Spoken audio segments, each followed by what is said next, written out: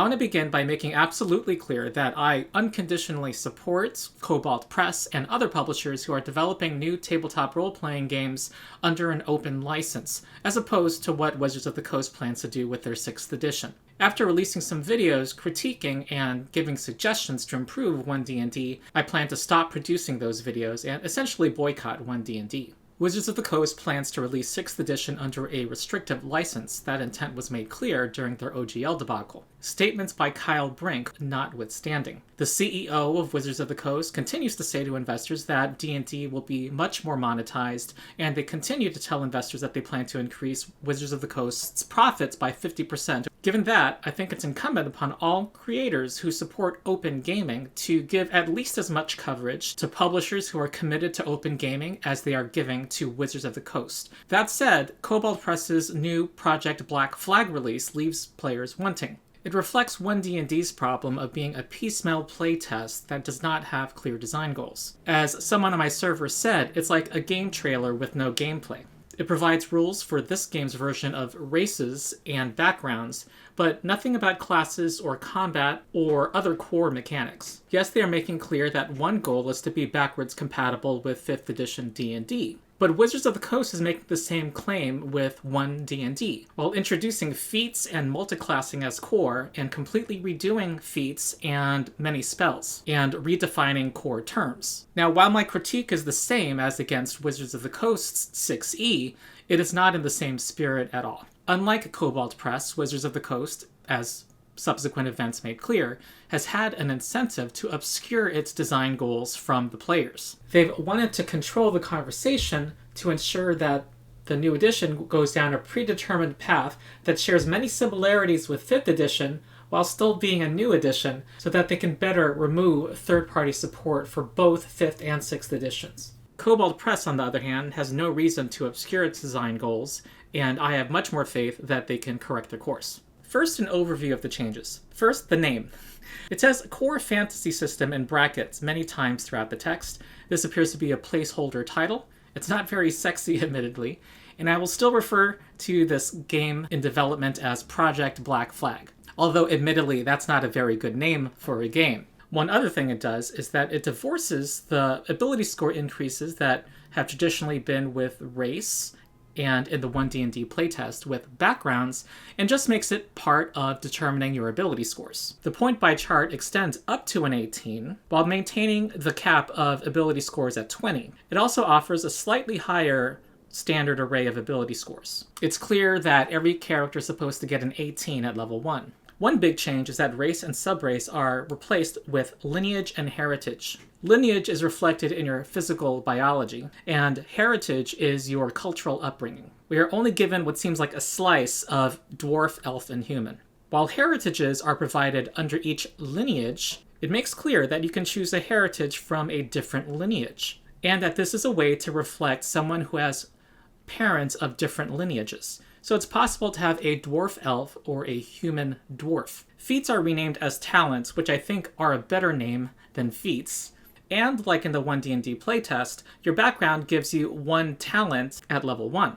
Talents are grouped into 3 lists: magic talents, martial talents, and technical talents. Your class typically determines which talent lists you have access to. Your background gives you access to talents that are not limited by what talent list your class gives you. Like with the One D&D playtest, the background can be customized to your liking so that you can choose any 2 skills and replace its talent list with the talent list of any other background. Also, milestone leveling is core in this system. It's clear what one design goal is in this playtest, which is to allow people to continue playing the official version of the D&D that they love that is about to lose continued support from Wizards of the Coast. In the case of Pathfinder 1st Edition, it allowed people to continue to play 3.5 D&D and not invalidate their vast libraries of books that they had purchased for 3.5. Kobold Press wants to be able to tell 5th edition players that they can still use their 5th edition books with this new system. It's clear, too, that they intend Project Black Flag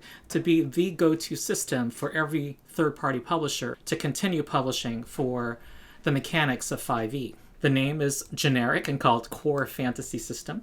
They talk about infinite world linked by magic. It also defines 5 elements of core fantasy that are clear guideposts for third-party publishers to publish for the system. However, the system is not completely compatible with 5th edition already. It already does more than Pathfinder 1st edition did in departing from 3.5. This is most obvious when you look at the talents. It says you can produce a 5e character and give them a feat at level 1 and have them work in this game. However, the list of talents which are supposed to supplant the feats in this system, a number of them are straight up revisions or rebalancing of feats in 5e. A dungeon master would be remiss not to require players to use these talents instead of the 5th edition feats. Like One D&D does, it breaks compatibility with 5th edition. Like One D&D, it does some things that are desired by the player base, allowing for more character customization, for example, making feats or talents core, allowing people to have a feat or talent at level 1, and even more than One D&D, allowing people to mix one lineage with the heritage from another lineage. There's also an effort to rebalance some feats so that, as Jeremy Crawford said in his interview last fall, to not make some feats auto-picks. So the goal from Black Flag is less a continuation of 5e, but a continuation of 5e and the changes in 1D&D that Wizards of the Coast so far has sanctioned.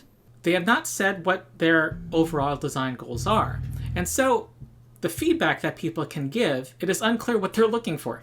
Do they want, for example, people to limit their feedback to preserve that compatibility with 5th edition, or at least the degree to which it exists here? Or do they want people to give feedback not limited by that predetermined limitation? What if, for example, someone has an idea that improves one of these talents? It might be arguably an improvement to the game. However, it invalidates some subclass feature from Tasha's Cadron of Everything, or a spell from another book from 5e. Much better to communicate your design goals now, early in the process, so that everyone is on the same page of what the goals are for this new system, so that players and the designers can then try to implement those goals. That is not served right now by having a piecemeal release, which is even more piecemeal, arguably, than the first playtest released by One D&D. As was said on my server, this is like a game trailer that contains no gameplay. To further demonstrate that point, there are some things that we are not given enough information about that frustrates giving a proper, fair evaluation of them. If your class is determining your access to talent lists, how can we evaluate the talent lists and see that they're balanced with each other when we're only given 4 examples at the most of any one talent list? The technical talents provided from the perspective of players who are in a combat-focused campaign is arguably weaker than the other lists. One thing that's not mentioned here is whether talents will be organized by level, like the feats in 1D&D are. If they're not organized by level, that means there will generally tend to be a flat level of power provided by all feats. Is that something that players want?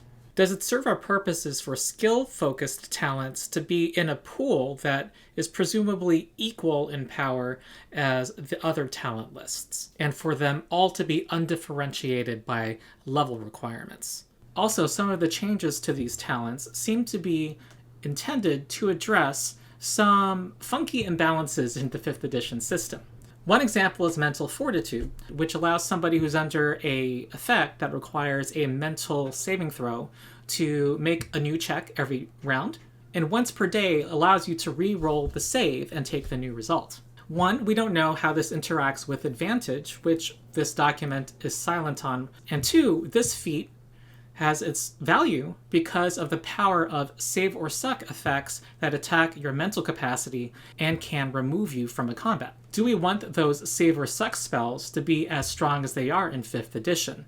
That is being answered yes by the designers by virtue of the fact we're being offered a talent and being asked to evaluate it within the context of 5e's rules, when those rules may very well be ripe for change. So basically there are a number of things in 5th edition that are assumed in this document that I think that designers need to open up for the community. So essentially, these are kind of indicative of some issues that veteran 5e players and DMs find in 5th edition, and do we want to proceed forward assuming that those problems will stay unchanged? All that said, I do think that the vast majority of 5th edition players and DMs will be perfectly happy with going forward with the current direction Kobold Press is going with this, and want to find a rules system that they can support and a company that they can give money to without having to give another dime to Wizards of the Coast. However, for Kobold Press's sake and the sake of this game,